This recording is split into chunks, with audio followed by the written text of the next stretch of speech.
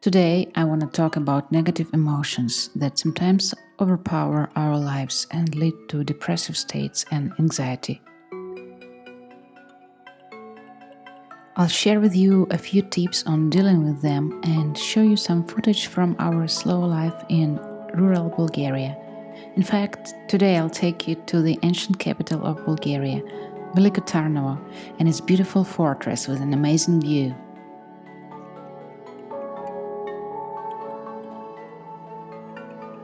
A few months ago, I was listening to a course on lectures on positive psychology with a special focus on resilience, launched specially for Ukrainians to support them in times of war. The lectures were given by prominent psychologists and therapists with a vast experience in the field of coping with trauma and loss.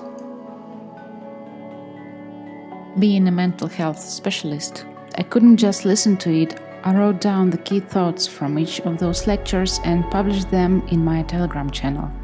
I think that knowledge is precious and I come back to them again and again to help me live a full life.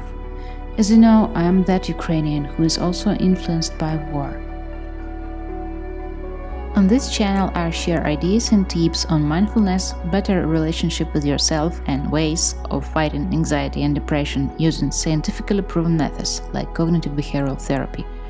Currently, I live with my little family in a remote Bulgarian village and try to practice mindful and slow life, which I share here as well. If you want to support me, subscribe to my channel, click like under this video and a little bell, not to miss my future videos. Also, feel free to share my videos with your friends and leave a comment. I'm open for a discussion. Your daddy! What? Your daddy! Where? Here! Oh, we have to let him out. He shouldn't be swimming in. This information I heard in the lecture of Tal Ben Shahar, a Harvard professor who teaches happiness science and launched the Happiness Studies Academy. The first condition of being resilient or anti-fragile is allowing yourself to be a person who experiences the whole range of emotions, both positive and negative. When we allow ourselves to do this, the negative emotions flow through us and leave. If you forbid negative emotions, they will only grow. Only two types of people do not feel painful emotions: psychopaths and the dead. The thing with negative emotions, we don't want to experience them and keep on seeing positive life on social media, which makes us think that if we experience something negative, something's wrong with us. Another side, we get stuck in them when reading too much news or going through a difficult stage of our lives. The key here is neither to avoid them nor to sink in them. And this is where mindfulness helps a lot, seeing your emotions and negative thoughts as clouds that pass by. Tal Ben Shahar talks about 3 ways to let negative emotions pass through you. First is crying. Paradoxically, crying releases oxytocin and opiates in your body, which makes you feel better. The second is talking about negative emotions, talking about what you feel, and that's where talking to a friend or psychologist might help. And third, if you have nobody to talk to, write them down. In fact, there is a good exercise to deal with negative emotion. Tal Ben Shahar calls it the exercise number 1 to activate the anti-fragility system. You should only do it from 2 to 20 minutes, depending on how much time you have. So take a copybook, a notebook, and write in it about difficult experiences or trauma that happened to you. Write anything you think about it without any filtration. Do this every day at least for a week. If you're going through a difficult period of your life, it's also important to add some physical exercise for at least 30 minutes a day and 3 times a week. This includes sports, walking, any movement.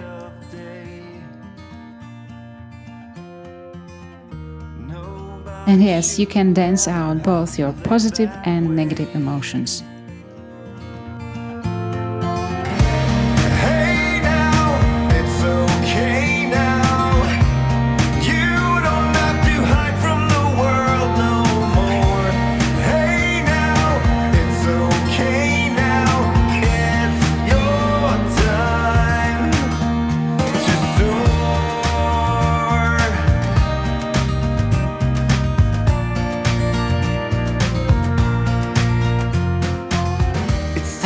happens a lot these days, to be honest, but it's good to remember that it's a powerful instrument to cope with stress and anxiety. What I'm thinking about now recording this video is that we forget how to play when we grow up, quite often.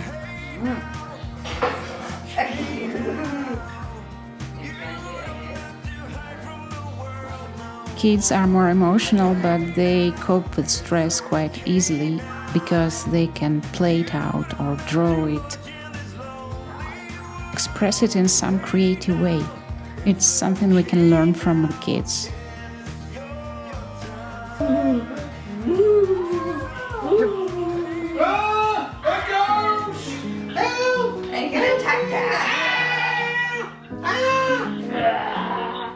So it's time to share with you a bit of positive emotions we had this summer when Naomi's older sister Jade came to visit us, and we explored a bit Veliko Tarnovo again. We came to the city quite early to find a parking. If you ever visit by car, you should know that on the weekend it's impossible to find a parking unless you come at 9 or 10, the latest, in the morning. So first we had a coffee to cheer up a bit, and this is the wish I've got with the coffee.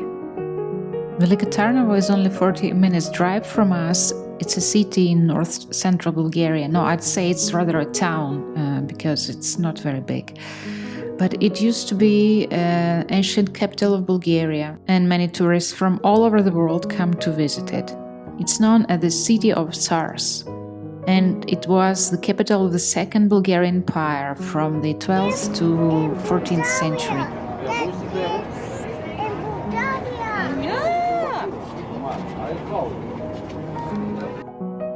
It is located on the Yantra River and is famous for its architecture. It's very traditional, many wooden buildings remained here, and the old part of the town is located on 3 hills: Tsarevets, Trapezitsa and Sveta Gora.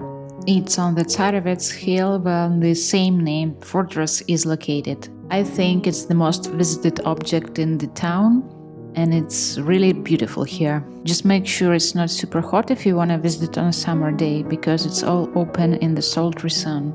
We were here once before and took a chance to look at these beautiful views once again. To my opinion, Veliko Tarnovo is one of the most beautiful and scenic towns in Bulgaria, and there is a lot of things to do.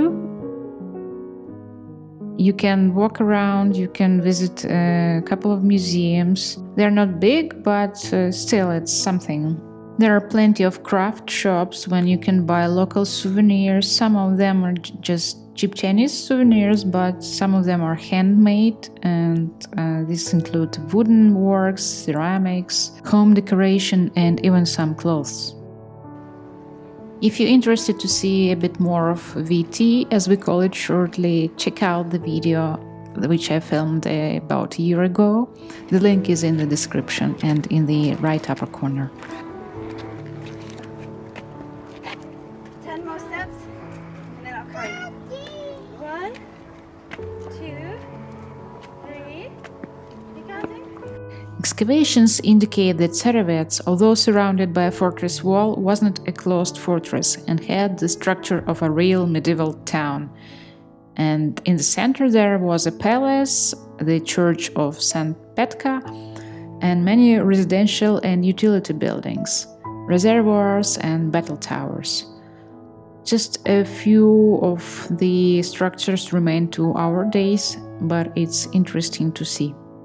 On the highest part of Tsarevets there was a residence of Patriarch, and quite close to it is the Patriarchal Church of the Ascension of Christ. Naomi likes to visit churches for her own particular reason. To go to the top of the fortress, you need to take an elevator. There is no need to climb the steps, and it costs extra money, but it's just a few levels and it's definitely worth it. Just look at these views. Opposite Tsarevets there is another historical hill called Trapezitsa, and its historical value is quite significant, but it's not fully revealed, and archaeological excavations continue here and new interesting discoveries are constantly emerging. When we reached the top of the fortress, I realized that my battery pack is dead and another one is left downstairs with Peter, who stayed downstairs.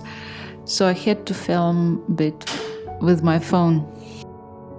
I hope you enjoyed this video. It took me a long time to make it because I didn't have a lot of free time to do it.